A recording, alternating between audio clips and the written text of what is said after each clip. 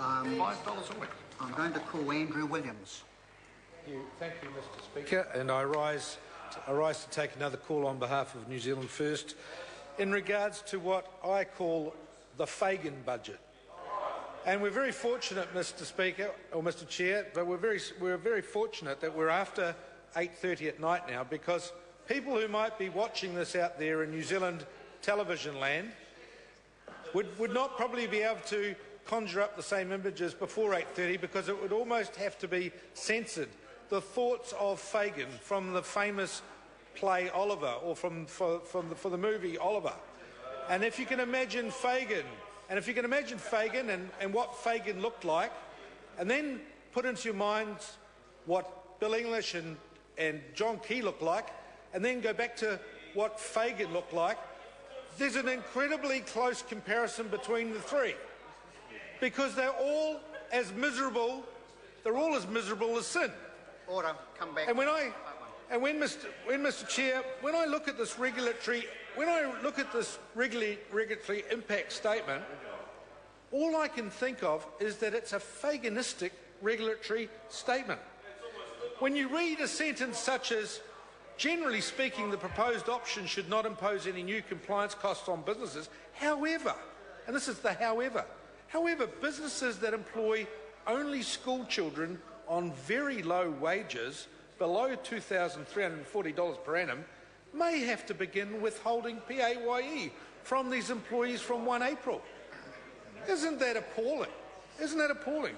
And further down, and you wonder how this all gets through the process, because this is done by smoke and mirrors by this government. It says, this is written by the Inland Revenue, due to the need for budget secrecy, this is the budget secrecy around the children's pocket money, due to the need for budget secrecy and the short timeframes involved, there was no ability to consult in the usual manner with affected parties. No ability to consult in the usual manner with affected parties. The Treasury and Inland Revenue were the only agencies involved in developing the proposals and carrying out the analysis.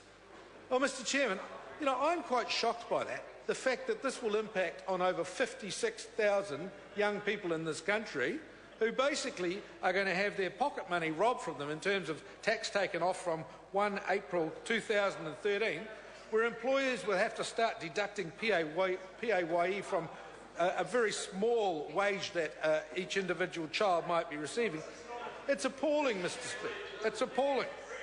And then when you look over the page, and I look at this housekeeper and childcare tax credit, Mr. Chairman, I can remember as a young father and my wife with our family, and I can remember where we needed after-school care to take care of the children from time to time, and I can recall how, as a young earning family, we greatly valued the fact that at the end of the year we did get some tax credits for getting childcare after school and things like that.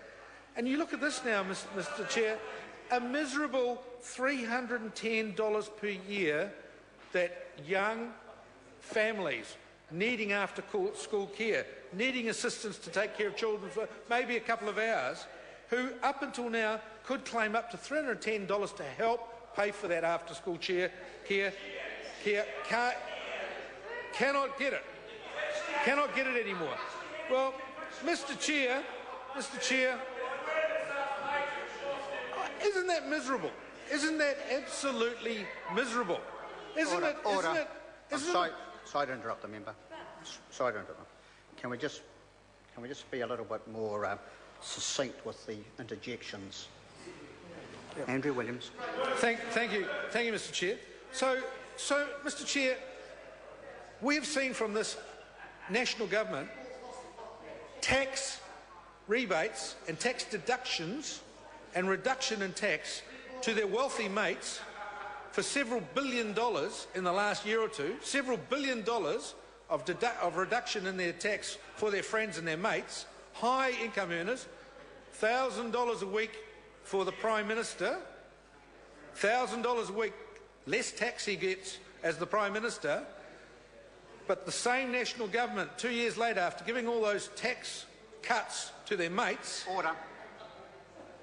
Part one. will, Mr Chair, take it out on the poor young children of this country, the young families who might get a bit of a tax credit for their child minding, to the students who maybe were going to try and put a Jacinda Ardern. Thank you, Mr Chair. I'm pleased to take a call because I've been reading the regular